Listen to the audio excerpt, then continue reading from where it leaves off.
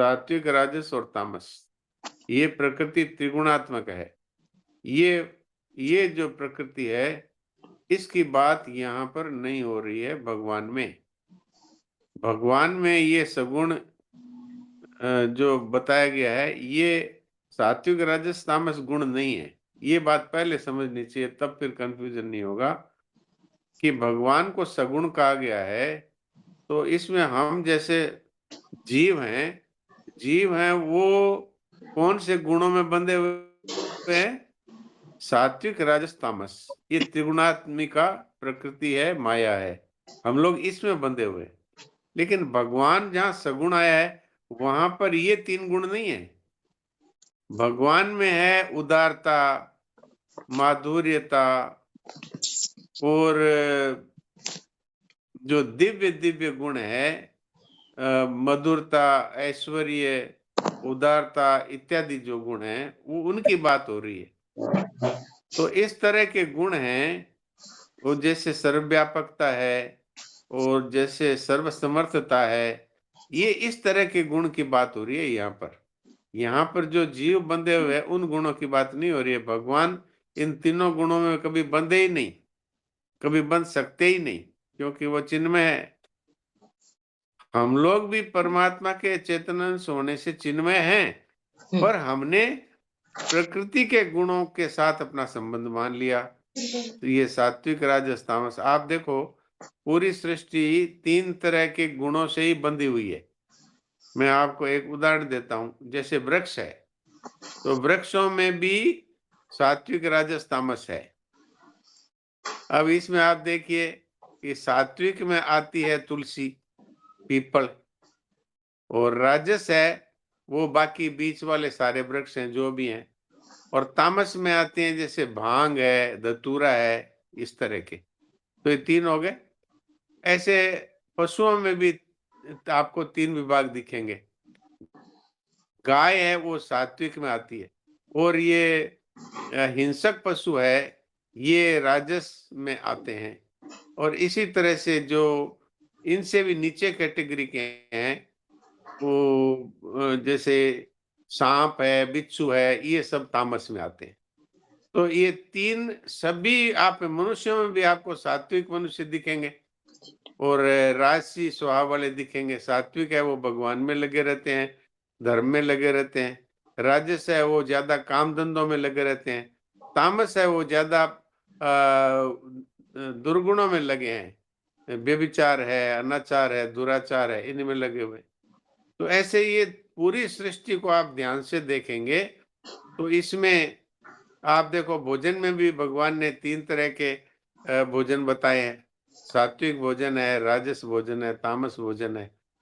तो श्रद्धा में भी तीन तरह के बताए हैं, कितने तप में भी तीन तरह के बताए हैं, ज्ञान में भी, सब चीजों में भगवान ने ये इस सृष्टि का वर्णन त्रिगुणात्मिका रूप से किया है। तो पहले ये बात मैं इसलिए स्पष्ट कर रहा हूं कि सगुण परमात्मा का अर्थ ये सात्विक, राजस, तामस नहीं है। ये तो प्रकृति के गुण है जिसमें सारे जीव बंधे हैं। भगवान कभी बंधे ही नहीं, कभी भगवान अज्ञान में आए ही नहीं। तीनों गुणों से जो बंधे हुए हैं वो जीव हैं।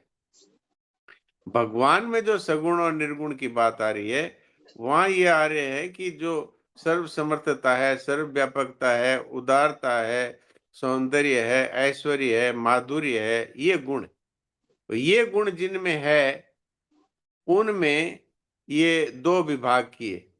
एक सगुण साकार, यानी भगवान कृष्ण है, राम जी है, विष्णु जी हैं, शिव जी हैं, जो एक आकार में हमें दिखते हैं। जैसे भगवान कृष्ण वो बांसुरी और मोर मुकुट धारण किए हुए हैं। इनमें ये सारे गुण हैं। उदारता है, सर्वव्यापकता है, सर्वसमर्थता है, क्षमाशीलता है, सुहृदता है, ये सारे गुण हैं। तो वो सगुण भी हैं और साकार भी हैं, आकार में भी दिखाई दे रहे हैं। अब यही भगवान श्री कृष्ण जब अदृश्य हो गए, तो फिर भी वो गायब नहीं हुए, उनका अस्तित्व मिटा नहीं, पर अब वो निराकार रूप में है। सबके हृदय में विराजमान है भगवान, सबके हृदय में विराजमान है। तो वो फिर सगुण तो है पर निराकार हो गए। तो सगुण है और साकार हो गए, ये भगवान कृष्ण राम इत्यादि जो दिखते भी हैं और इनमें सारे गुण हैं। और सगुण अर्थात कि उनमें सारे गुण है, सर्वव्यापकता ज्यों की त्यों है, उदारता ज्यों की त्यों है, ऐश्वर्य ज्यों का त्यों है, लेकिन उनका कोई आकार नहीं है। तो इसलिए सगुण के दो भेद हो गए, एक सगुण साकार और एक सगुण निराकार। प्रीति जी, अभी तक आपको ये बात समझ में आ गई है? इसमें कोई हाँ, आपको प्रश्न है? डॉक्टर साहब सवेरे पढ़ते समय ये बात आई थी कि जो विग्रह रहते हैं ठाकुर जी के या फिर जो हम हाँ, चिंतन करते हैं, जो भी हम भगवान का चिंतन कर रहे हैं, तो जब भगवान लीला हाँ, रूप से अवतार लेकर आते हैं तब वो सगुण साकार, हाँ। और जो हम विग्रह की पूजा कर रहे हैं कि वो हम भगवान का चिंतन कर रहे हैं, वो सगुण निराकार का चिंतन कर रहे हैं। हाँ, नहीं, उसमें भी अगर आप भगवान के वो लिए हुए है मुरली और वो लिए वो दुपट्टा उनका है, वो पीताम्बर है, उनके चरण ऐसे-ऐसे हैं, नख की शोभा ऐसी-ऐसी है, तो यहाँ आप सगुण साकार का ही चिंतन कर रहे हैं। जी, ये एक ये एक आपको बार फ़र्क समझ एक बार हरिओम भैया ने सवेरे बोला था बीच में कि भई सगुण साकार अपनी योग माया के साथ प्रकट होते हैं। अ, जैसे राधा है जी है, जैसे सीता जी है, तो फिर ऐसा लगा वो अवतार विशेष की ही बात हो रही है क्या सगुण साकार? वो सगुण साकार है, वो अवतार लेते हैं तब भी सगुण साकार हैं, और जब आप उनका ध्यान करते हैं साकार का तब भी वो सगुण साकार ही हैं। लेकिन जो निराकार हैं वो रहते हैं सर्वव्यापक हैं जैसे। अब आपको दिखते हैं क्या? भगवान तो है सब जगह, जी, सब रूपों में वही है, दिख रहे हैं क्या? जी नहीं। पर उनके गुणों में कोई कमी है क्या? वो सब में व्यापक भी है, वो सर्वसमर्थ भी हैं, वो ऐश्वर्यशाली भी है, वो सब कुछ है। लेकिन वो सारे गुण उनमें मौजूद होते हुए भी वो आकार नहीं है, इसलिए उनको सगुण निराकार कह दिया। जी, अब यह है कि निर्गुण में साकार निराकार, ये जो शब्द आता है, ये निर्गुण में इसमें आकार होता ही नहीं। यानी कि निर्गुण निराकार है, ये एक अलग कैटेगरी है। इसका कोई आकार नहीं है, न इसमें किसी तरह के गुण हैं। हाँ, यद्यपि वो है भगवान ही साक्षात, लेकिन उस वो जैसे ब्रह्म है, तो ब्रह्म को निर्गुण निराकार कहा है। तो ब्रह्म को इसीलिए कह दिया कि उनमें जो गुण हैं वो सारे छिपे हुए हैं और आकार भी नहीं है, ये बात। तो निर्गुण निराकार की उपासना होती है, उसमें ऐसा नहीं होता कि भगवान के ऐसे-ऐसे स्वरूप है, ऐसा-ऐसा सब है, वो नहीं होता। उसमें एक एक परमात्मा है और इसके अलावा सब कुछ अभाव है। एक ब परमात्मा की सत्ता है। जैसा मेरे समझ में आया, मैंने आपकी सेवा में रख दिया। इसमें आप में से जो विद्वान सुन रहे हैं, उनको यदि कोई बात सुधारनी हो तो कृपया बता दें। तो इससे पहले अ, मुझे एक बात तोषनीवाल पूछनी जी है। आप बताएँ। डॉक्टर जी। साहब निर्गुण निराकार आपने बताया जैसे उसमें गुण भी नहीं है और आकार भी नहीं है। वो एक ही परमात्मा जी। तत्व का अनुभव करता है, तो परमात्मा तत्व का अनुभव का आनंद उतना ही आता है जिसका जितना साकार वाले को आता है। तो वो भले ही वो दिखते नहीं है लेकिन वो जो आनंद प्रदान करते हैं निर्गुण निराकार वो भी तो वैसा ही है ना सगुण के जैसा ही। हाँ, लेकिन उस आनंद का कोई भोक्ता नहीं है, वो आनंद है, वो आनंद का अनुभव आनंद को ही होता है। यानी ब्रह्म का जो आनंद है, वो ब्रह्म को ही मिलता है। जी, जी, समझा डॉक्टर साहब। जी, प्रणाम। हाँ जी।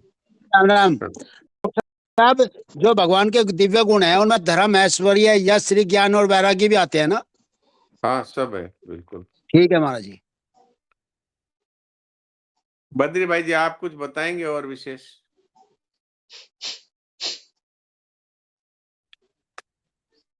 बद्री भाई जी हैं क्या? जुड़े हुए तो हैं। बद्री जी राम तो राम। हाँ नहीं नहीं ठीक है, डॉक्टर साहब ने ठीक बताया, ठीक है, बिल्कुल ठीक है। और कुछ आप जोड़ना चाहें तो आप बताइए कुछ? नहीं नहीं नहीं ठीक है, ठीक। जी, प्रणाम। तो प्रीति, आपका ये कुछ हुआ समाधान जी, थोड़ा? जी डॉक्टर साहब बहुत अच्छे से। जी, अभी आज जी भी जो दाद पढ़ा गया आगे वो भी समझना ही चाह रहे हैं। अभी आप उस विषय में भी हाँ, आप बोल रहे हाँ, वो तो ये जो आपने ये बेसिक समझ लिया ना, जी तो आगे जो पढ़ा गया वो यही है। जी गुणों के दो भेद हैं। आप देखो 570 पेज में और दाहिनी तरफ है। गुणों के भी दो भेद हैं। परमात्मा के स्वरूप भूत सौंदर्य, माधुर्य, ऐश्वर्य, दिव्य, अलौकिक, अप्राकृत गुण और प्रकृति के सत्व, रजतम और गुण। ये गुणों के दो भेद है। परमात्मा चाहे सगुण निराकार हो, चाहे सगुण साकार हो, वे ये सतोगुण, रजोगुण, तमोगुण से सर्वथा रहित है, अतीत है। क्योंकि ये तो जीवों को माया में मोहित करते हैं। जीव इस माया से मोहित होते हैं। भगवान तो आज तक कभी मोहित हुए ही नहीं। वो तो सदा से ही इन सब गुणों से, इन सब माया से अतीत है। प्रत्युत माया उनकी दासी है। वे इन गुणों को स्वीकार करते हैं और एक दासी के रूप में प्रकृति इनके साथ रहती है लीला करने के लिए। स्वीकार करके उत्पत्ति, स्थिति, प्रलय ये लीलाएं करते हैं।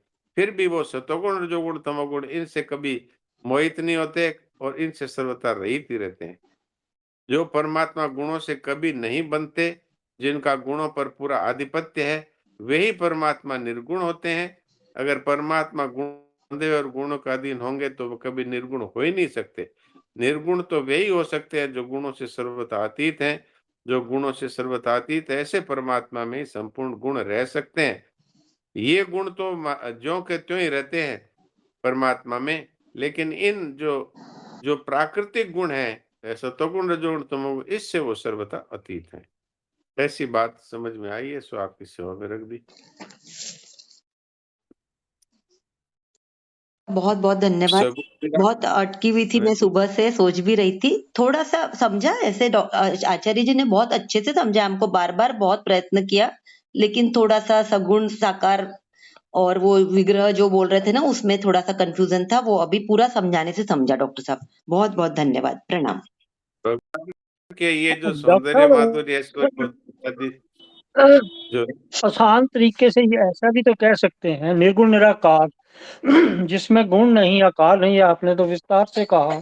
सगुण हाँ, गुण निराकार की बात नहीं, होती है। हाँ बिल्कुल जी, गुण नहीं, आकार नहीं और हाँ, निर्गुण निराकार। एक मिनट।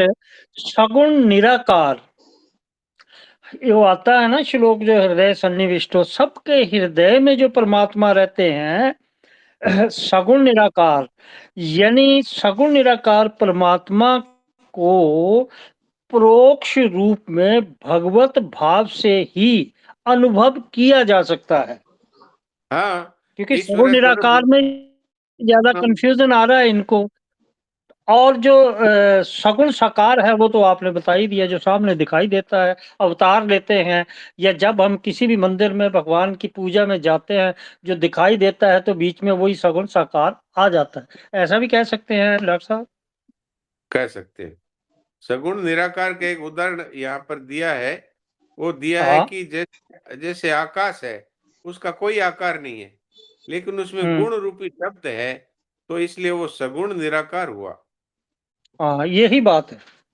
ऐसे ही वो भगवान भगवान आत्म रूप से सबके हृदय में विराजमान है। वो है सगुण निराकार ईश्वर। वहां आकार नहीं है कुछ भी, लेकिन हम्म, वो सब में व्याप्त है। तो सर्वव्याप्त होने का गुण उनमें है, तो इसलिए हम्म। उनको सगुण निराकार कहा है। इसलिए भगवान ने अर्जुन को ये कहा कि तू मेरी शरण नहीं आए तो उस तो ईश्वर की शरण वहां चला जाए। चला जा, हाँ हाँ, वही चला जा। शरणम गच्छ तो शरण पावे बात है। वो हाँ, सगुण निराकार है। हाँ, हाँ, मेरा कहना सिर्फ इतना ही था इस पर कि सगुण निराकार को भी परोक्ष रूप में भगवत भाव से ही अनुभव किया जा सकता है। एकदम ये था मेरा बिल्कुल कहना। ठीक, बिल्कुल ठीक है। चाहे वो निर्गुण निराकार है, चाहे सगुण हाँ, निराकार है, चाहे सगुण साकार है, ईश्वर है। इस भाव से ही उनको चाहेगा तभी मिलेगा। और सगुण बिल्कुल। और निर्गुण ये निराकार है, डॉक्टर साहब जो निर्गुण है वही सगुण निराकार है ना? वही है। जो है, है वही सगुण निराकार है, जो है वही निर्गुण निराकार है, जो है वही सगुण साकार सगुण है। साकार में। सत्ता तो है ही। अब ये है कि एक गुणों सहित सत्ता है, एक गुणों रहित और आकार रहित सत्ता है, लेकिन है डॉक्टर वही। साहब नेट चला गया, मैं पूछ रही थी कि है वही सगुण निराकार हुए ना? बिल्कुल बिल्कुल बिल्कुल, मैं चला गया तो जो रह गया वो, अगर हम उसको साकार रूप से स्वीकार करते हैं तो साकार है, और साकार रूप से स्वीकार नहीं करे तो निराकार है वही। जी। अब बताइए, अपनी आत्मा है, उसका क्या आकार है? तो वो आत्म रूप से जिनको प्राप्त होते हैं, ब्रह्म रूप से जिनको प्राप्त होते हैं, वो निर्गुण निराकार ही है। और वही वही निर्गुण निराकार ही भक्तों पर कृपा करने के लिए सगुण साकार रूप में प्रकट हो जाते हैं। ये तीनों अलग नहीं है, हैं वही, खाली गुणों के भेद से और आकार के भेद से अलग-अलग नाम दिए। जी। एक पढ़ सुबह रहे थे ना डॉक्टर साहब, जहाँ हाँ, पढ़ रहे थे वहां भी हाँ। लिखा है यही बात, ऐसे सगुण साकार के बाद ऐसे भगवान के समग्र रूप को जानकर अंत में भगवान को ही प्राप्त हो जाते हैं। बात तो एक हाँ, ही है, समग्र रूप में। बिल्कुल, बिल्कुल। एकदम ठीक हाँ, आप कह रहे हैं। और किसी भाई बहन का कोई प्रश्न हो तो आप कर लीजिए। 1 मिनट डॉक्टर साहब, एक सवेरे प्रश्न आया था, बड़ा अच्छा था। वो सवेरे की सभा में ही पूछा गया था कि गीता जी में आता है कि भगवान हृदय में स्थित रहते हैं।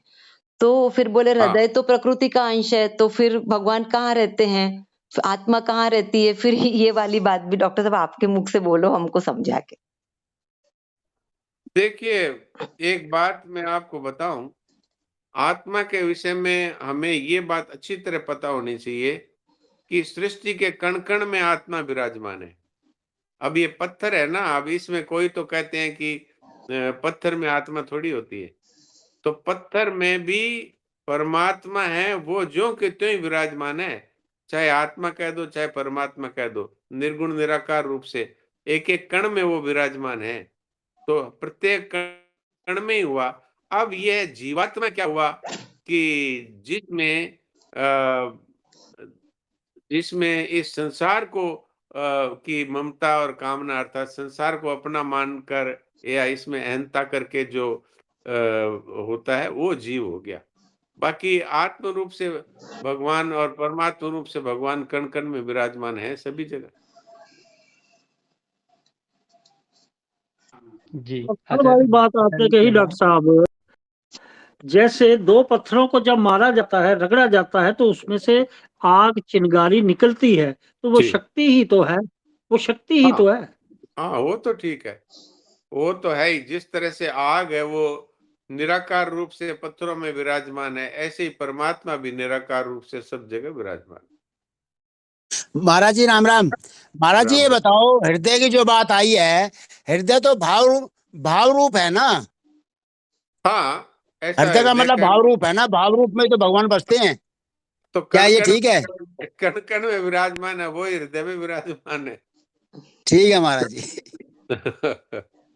वो हृदय तो इसलिए कह दिया कि वो सेंट्रल प्लेस है, इसलिए कह दिया कि भाई हृदय अर्थात जो मुख्य स्थान है वहां भगवान, जैसे पानी पूरी सृष्टि में सब जगह ही है, पूरी धरती में, लेकिन कुएं से मिलता है, ऐसे ही वो शरीर के कण-कण में ही वो विराजमान है, लेकिन वो हृदय देश में विशेष तौर से वहां मिलता है। देखो महाराज जी, भाव मुख्य होता है ना, इसलिए हृदय बोल दिया। जैसे शरीर में हृदय मुख्य है, हाँ, जैसे पूरे ठीक, विश्व में भारत मुख्य है, तो मुख्यता को लेके ये हृदय भाव बोला है भगवान जी ने, ऐसा लगता है मेरे को। बिल्कुल ठीक बोल रहे हैं आप। ठीक है महाराज जी, नारायण नारायण। डॉक्टर साहब नारायण, महाराज जी राम प्रणाम। महाराज, हृदय में परमात्मा तो कण कण में निवास करते हैं, लेकिन फिर भी हमारा हृदय दुष्टता में क्यों चला जाता है? क्यों दुष्ट बन जाते हो? नहीं, हृदय नहीं जाता, दुष्टता में जीव स्वयं ही जाता है। शरीर और संसार के साथ में एकता करके और इसी की कामना करता है तो फिर पाप में चला जाता है। हृदय नहीं जाता, हृदय तो बेचारा एक एक अंग है, जैसे हाथ है। कोई कहे कि मेरा हाथ चोरी करता है, तो हाथ नहीं करता चोरी, हाथ तो एक औजार है। ऐसे हृदय वो दुष्टता में नहीं जाता, वो स्वयं ही संसार में कामना करके दुष्टता में फंसता है। जी। ये कामना ही जड़ है महाराज जी, पूरा कामना से ही सब। हाँ, ये कामना से होता है, इसलिए हृदय बेचारा क्या करे, मन क्या करे, बुद्धि क्या करे, ये तो सब औजार है। लोगों ने अपने दुर्गुणों को इन पे थोप दिया और दोहे के दोहे बना दिए कि मन चंचल मन चोर। तो मन तो चंचल मन चोर है, लेकिन मन तो आपका वैसे चलता है, वो बेचारा वो तो औजार है एक, उसको आप अपना जो दोष है वो आप मन पे डाल दो भले। जी, प्रणाम महाराज। प्रणाम।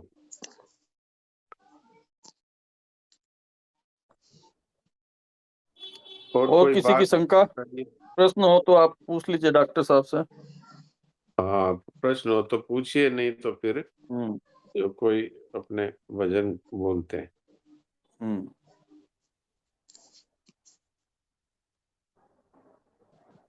राम राम डॉक्टर। राम राम। आपका जो वो लिंक है, पारिवारिक लिंक, वो कौन सा लिंक है डॉक्टर साहब? वो इस ग्रुप पे सेंड करोगे? 8 बजे हाँ वाला, 8 से 4।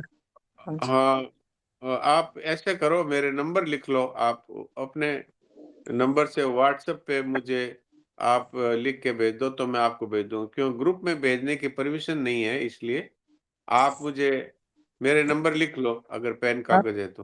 हाँ लिखाओ भैया जी डॉक्टर साहब। 810 8 8 1 10 0 79 7 9 09 0 9 764।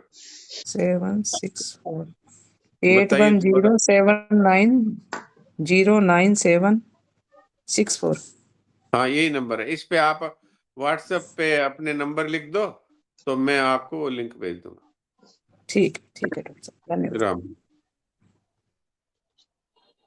तो ठीक ठीक है डॉक्टर साहब, और किसी का प्रश्न नहीं है, आप भजन सुना दीजिए।